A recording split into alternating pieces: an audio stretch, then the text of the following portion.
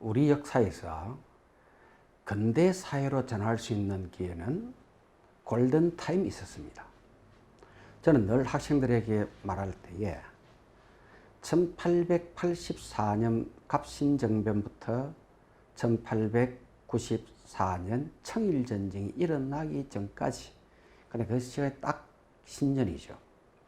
이 10년은 대원군으로 인해서 10년간 세국정책으로 문을 닫아버렸고, 그 문을 닫은 영향으로 통해 가지고 근대 사회의 전환이 사실상 늦어졌다는 데 대해서는 아무도 부인하지 않을 겁니다. 그런데 이 시기를 만회할 수 있는 그 골든타임이 바로 1884년부터 1894년까지였습니다. 이 시기에 타임을 잘 살렸더라면 우리가 비록 늦었지만은 근대 사회로 전환해 가는 틀을 만들 수가 있었죠. 그리고 그 틀이 만들어졌다면은 우리는 어쩌면 식민지로 가지 않았을 수도 있습니다. 자, 다시 말하면은 1884년부터 1894년까지 이 시기는 조선이 근대 사회로 전환할 수 있는 길을 닦느냐 아니면은 식민지로 가느냐는 중요한 기로에 있었다는 거예요.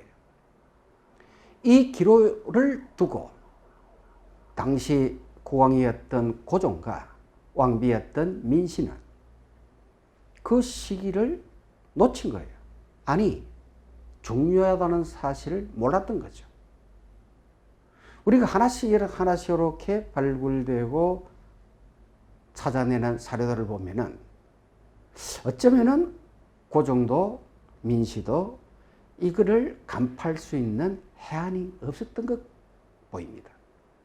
또 그 옆에 있었던 척족들이나 그리고 집권층 수뇌부들도 자신들의 권력을 지키는 데에 전력을 다했지, 국가가 어쩌면은 근대사회로 나아가서 열강들의 침략을 막아낼 수 있을까라는 생각은 안 했는지, 했는데 그거를 실천하지 못했는지 정확히는 모르겠습니다만은 여러 정황들을 봤을 때 하지 않은 것으로 보입니다. 자, 그런 거로 통해 가지고 우리는 사실상 일본의 식민지를 맞이한 겁니다. 이게 무슨 말이냐? 당시 주변국에서 조선에 대해 러시아 남하를 굉장히 견제했습니다. 이 러시아 남하의 견제에 대해 많은 사람들은, 그리고 많은 국가들은 러시아는 앞으로 연해주를 통해서 내려올 수 있으니까 이 연해주를 통해서 내려오지 못하도록 막아야 한다는 것이 청나라의 생각이었고 미국의 생각이었고 영국의 생각이었습니다. 자, 이것을 막지 못해 가지고 나타났던 결과는 러일 전쟁으로 이어졌죠. 자, 그러면은 그 러일 전쟁 때 일본군 통역관으로 자원했던 사람이 바로 박중량입니다. 이 박중량은 그 러일 전쟁을 계기로 승승장구하는 모습을 보였고, 거기다가 핵심 친일파 10인 안에 드는 우리나라의 대표적인 친일파입니다. 자, 이 사람에 대해서 오늘은 하나씩 밝혀보도록 하겠습니다. 자, 여기 보시면은 박중량 대표적인 친일 활동에 대해서 쭉 간략간략하게 알아볼 내용을 이렇게 목차별로 나타냈습니다. 워낙 많은 친일 활동을 했기 때문에 그 친일 활동 내역 또한 빼고도 이렇게 많습니다. 자, 그래서 먼저 대한제국 친러파 수뇌부를 친일파로 흡수한 러일 전쟁에 대한 배경을, 역사에 대한 배경을 알아보고, 그리고 일본 유학 시절 야마모토라는 장시 개명을 1941년 태평양 전쟁 이후에 우리는 장시 개명이 이루어졌는데, 박중량은 이미 일본 유학 시절에 야마모토 신으로 개명을 한 사람이 이 사람입니다. 그리고 일본이 상권 보장을 위해 대구 읍성을 파괴시켰고, 그리고 한일 병합 전후 친일활동을 대가로 받은 많은 훈장들이 있고, 또 3.1운동이 일어났을 때에는 자재단이라는 걸 만들어 가지고 3.1운동은 절대 우리 대한민국, 그러니까 당시 조선에 대해 도움이 되지 않으니까 자제하라고 전국에 최초로 자재단을 만들어서 활동한 사람입니다. 자, 그리고 여기에 쭉 있는 이 내용들을 이번 시간에 한번 보도록 하겠습니다. 자, 대한제국 친일파 수뇌부를 친일파로 흡수한 러일전쟁. 저는 학생들에게 한국 근현대사 강의를 이렇게 할 때에 러일전쟁은 대단히 중요한 전쟁이었고, 우리가 식민지로 가는 데에 그 지름길을 만들어준 전쟁이 러일전쟁이다. 그러나 이 러일전쟁에 대한 배경적 요인에 대해서는 대부분 잘 모릅니다.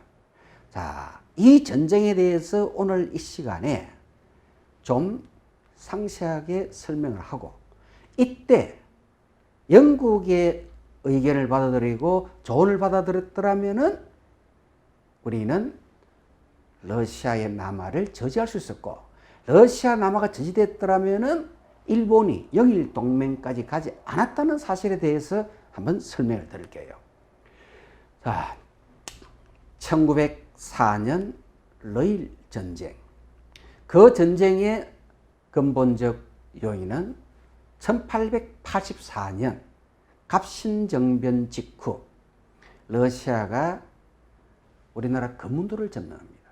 왜 느닷없이 러시아가 금문도를 점령했느냐?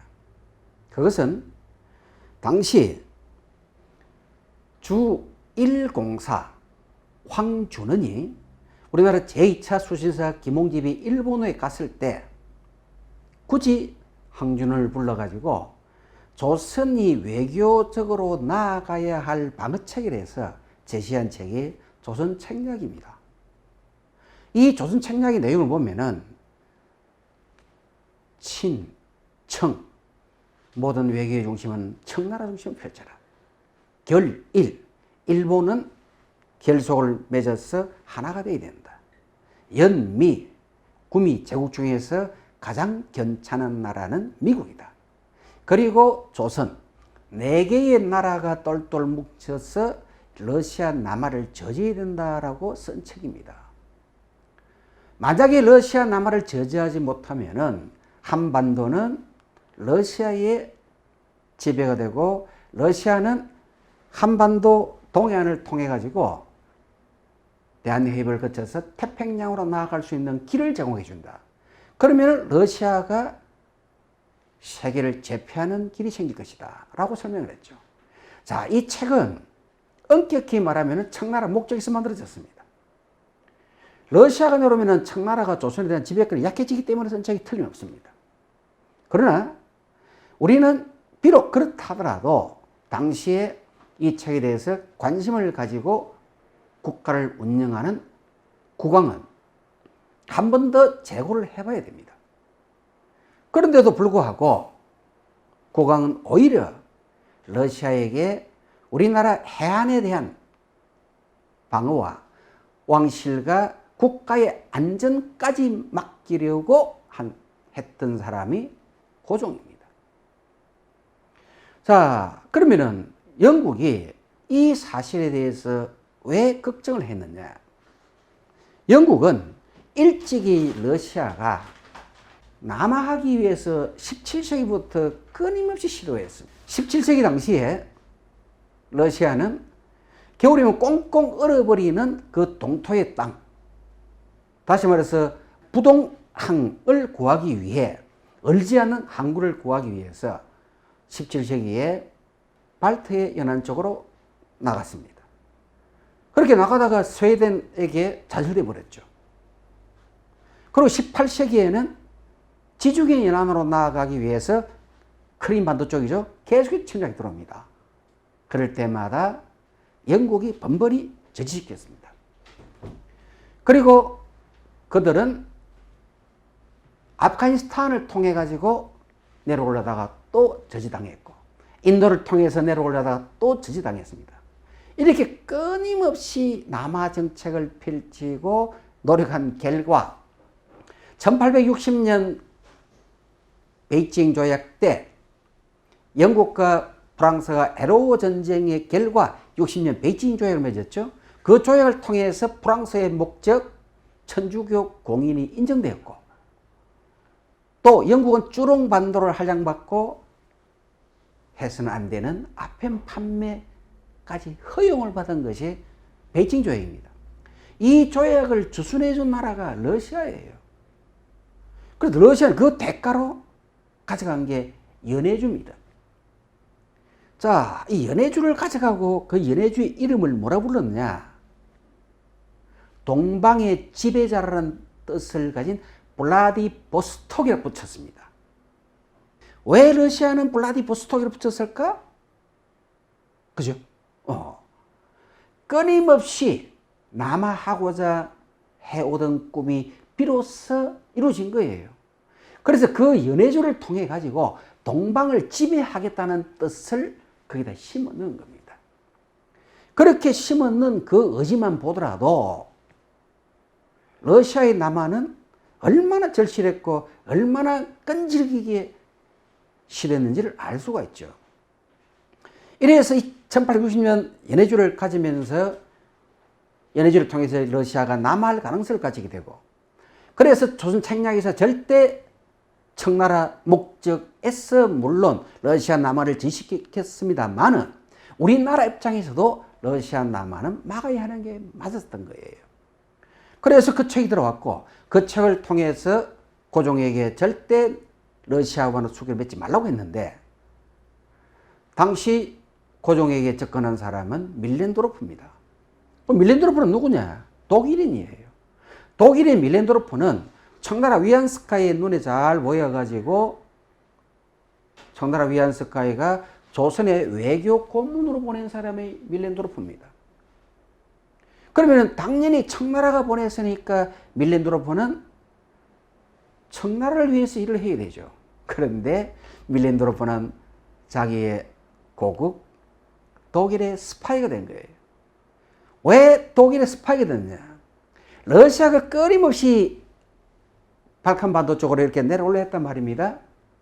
그러니까 다시 말해서 러시아가 동진 정책이에요. 자, 여기 보시면은 흰 부분이 러시아가 계속해서 이 독일 쪽으로 국경선을 달고다 보니까 이쪽으로 해서 자꾸 내려올란단 말입니다. 그러니까 독일이 러시아 동진을 차단시키기 위해서 밀렌도르프에게 명을 내린 거예요. 자네가 러시아가 독일 방향으로 관심을 갖지 못하게 연해주 쪽으로 이렇게 틀어서 나가도록 만들어주라는 겁니다. 그래서 그 명을 받고 밀렌도르프는 고종에게 조선의 안정과 왕실의 안정과 조선의 발전을 위해서는, 그리고 주변 청나라와 일본을 견제하기 위해서는 반드시 러시아와 수교를 맺어야 된다라고 권장했습니다. 그래서 우리는 1882년에 미국과 수교를 맺고 나서 83년 영국과 독일과 맺고, 러시아가 끊임없이 조선과 수교를 하자고 했는데도 불구하고 조선은 이를 거절한 거예요. 그러다가 밀렌도르프가 82년 모굴란 직후 조선에 들어왔고, 그 조선에 들어와 가지고 고종과 민씨에게 계속 로비를 했고 자꾸만 러시아의 좋은 쪽으로, 그리고 또 그때 갑신정변, 이모군란과 갑신정변을 통해 가지고 청나라가 조선에 내정 간섭이 굉장히 심해집니다. 이 청나라의 내정 간섭으로부터 견제 세력이 필요하다고 느꼈고 밀렌도르프도 그쪽 방향으로 계속 이야기를 한 거예요. 그래서 밀렌도르프에게 명을 내리고 러시아와 수교를 1884년 처음으로 조르 통상조약을 체결했습니다. 자, 이렇게 조르 통상조약을 체결하고 나서 그것도 모자라서 밀렌도르프가 활동을 더 펼치고 있습니다. 이때 청나라에서 위안스카이가 밀렌도르프를 코올하고 불러들였습니다. 자네는 청나라를 위해서 말해라고 이래라고 보냈지 독일을 위해서 하는 게 아니잖아. 어찌 된 거야? 하고 콜에서 다시 불러 들어가지고 일을 맡기지 않았죠. 근데 밀렌도르프가 어떻게 위안스카이에게 다시 관심을 산지 모르지만은 몇 달 후에 또다시 조선으로 들어옵니다. 외교관의 명을 받고 또 들어와요. 이때 들어왔을 때 고종이 또다시 밀렌도르프와 접촉을 합니다. 그리고 고종은 두 가지 루트를 통해서 러시아와 조르 밀약을 체결하려고 합니다. 그 첫 번째 루트가 뭐냐? 1885년 1월입니다. 파리 강화에 파견되었던 우사 김규식 선생의 아버지 김지성을 통해 가지고 연해주 총독을 만나게 합니다. 그리고 그 연해주 총독과 함께 밀약을 맺었죠. 뭐냐? 조선에 대해 해안의 방어와 왕실과 나라의 안전을 맡긴다는 거예요. 그리고 러시아는 군사 교관을 조선에 파견한다. 놀라운 사실입니다. 내 나라의 해안을 러시아에게 맡긴다. 우리가 일본과 강화도 조약에서 해안 청량권이라는 게 있었죠. 그죠? 그 해안 청량권이 왜 무서우냐? 우리나라의 해안에 몇 톤급의 배가 들어오고 어디에서 은폐를 하고 어디에서 공격을 하고 하는 지도 상세한 해안 지도를 그려서 조선을 공격할 수 있는 그야말로 우리 모든 걸 다 내주는 거예요. 근데 그래서 우리 해안 청량권만을 안 된다고 고집을 하다가 결국 허용하고 말았죠. 그런데 고종은 러시아에게 해안 수비와 우리나라의 방어를 전부 맡기고 왕실과 국가의 안전을 러시아의 군대에 맡긴다는 거예요. 자, 그리고 2월에 다시 어디로 보내느냐? 일본으로 보냅니다. 일본으로 가가지고 일본에서 당시 러시아의 주1공사 스피에르라는 사람이 있었어요. 이 스피에르를 밀렌도르프가 만납니다. 만나가지고 앞에 했던 내용을 그대로 적용시킵니다. 자, 그때 나왔던 조약의 내용이 뭔가 보세요. 첫째, 밀렌도르프와 스페이어 사이에 체결된 밀약의 골자는 제3국이 조선을 침략할 때에 러시아가 군사를 동원해서 보호한다. 이거 어디서 좀 많이 보던 내용 같다, 그죠? 영일동맹에서 바로 이겁니다. 영일동맹에서 제3국이 일본 행하는 조선에 장악하기 위해서 전쟁을 일으켰을 때에 다른 제3국이 가입하면은 영국이 자동 개입한다는 거예요.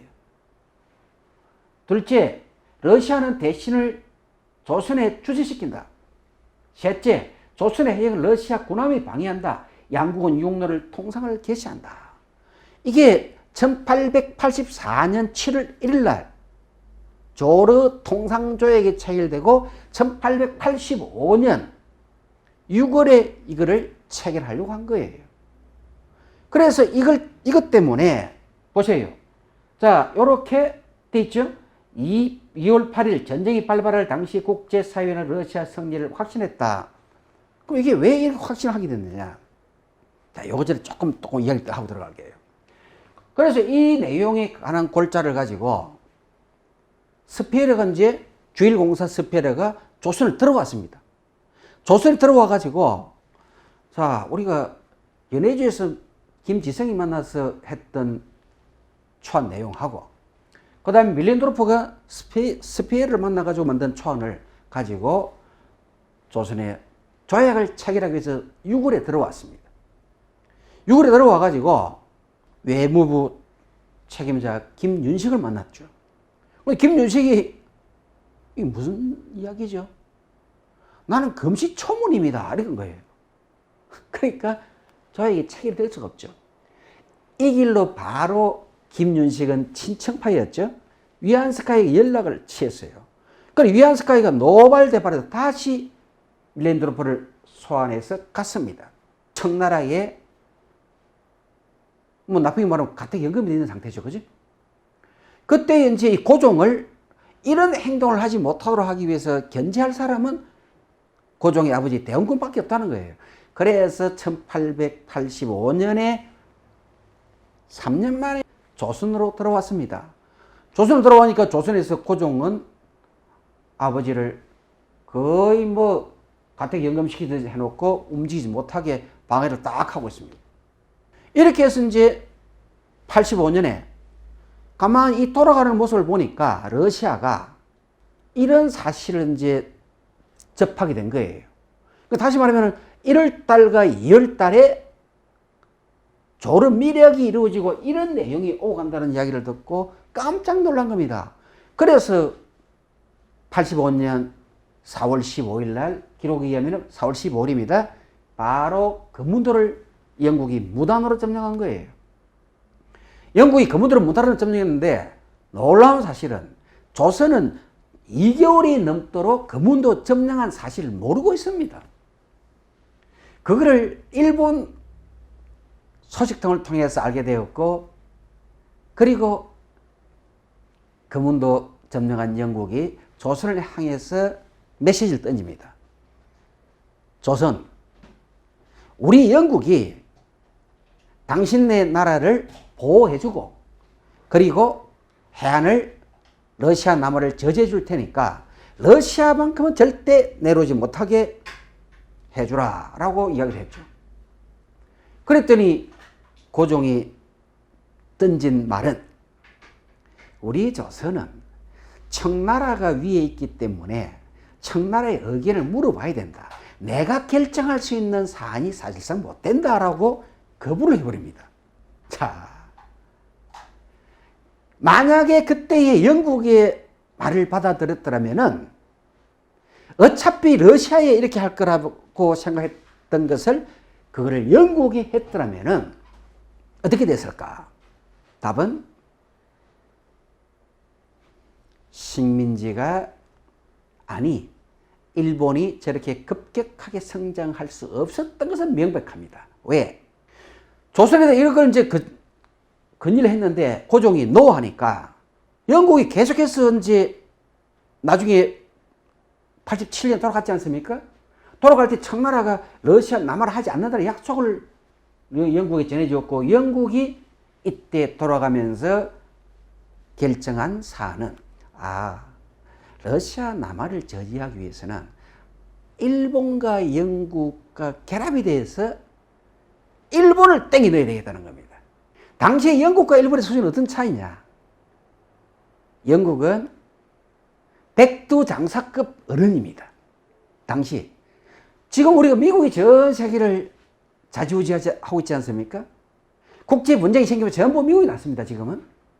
그러나 과거에는 국제 분쟁이 생기거나 그러면 모든 걸 영국이 다 국제사회 경찰 역할을 했지 않습니까?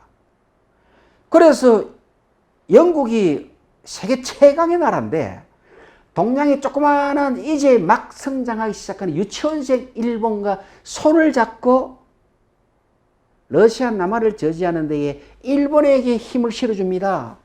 감히 일본이 영국에게 손잡자 말을 할 수 없는 그런 국력이었는데 그걸 만들어준 사람이 누군가? 고종이에요. 그리고 민씨와 당시 조선의 집권청입니다. 이런 내용을 러시아에게 제안했다면 만약에 이 내용을 할 생각이 있었다면 이 내용을 영국이 그대로 하겠다고 제안을 했고 그걸 받아들였다면 러시아는 내려오지 못했을 것이고 일본이 그보다도 일본이 급성장은 절대 안 되었을 거라는 게 학자들의 통설입니다. 저 역시 그렇고요. 자, 그러다 보니까 이제 이때부터 영국은 일본에 힘을 실어주고 일본은 요시다 쇼인의 제국주의 정책을 이때부터 펼치고 그 밑에 이토 히로부미가 핵심 제자였고 이토 히로부미가 전면전에 나서서 조선을 식민지 구상을 펼쳐나간 거예요. 그 1단계가 바로 청일전쟁이었고 그 청일전쟁에서 일본은 요동반도와 타이완을 받아 챙겼고 그리고 요동반도 타이완을 받아갈 때 러시아가 만주와 한반도에 관한 남하를 1894년부터 이미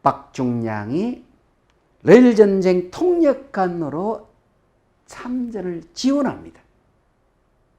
자, 이 전쟁에서 통역관을 지원해가지고 그것을 계기로 박중량은 승승장구하는 계기가 됩니다. 자, 그러면은 박중량을 한번 볼까요?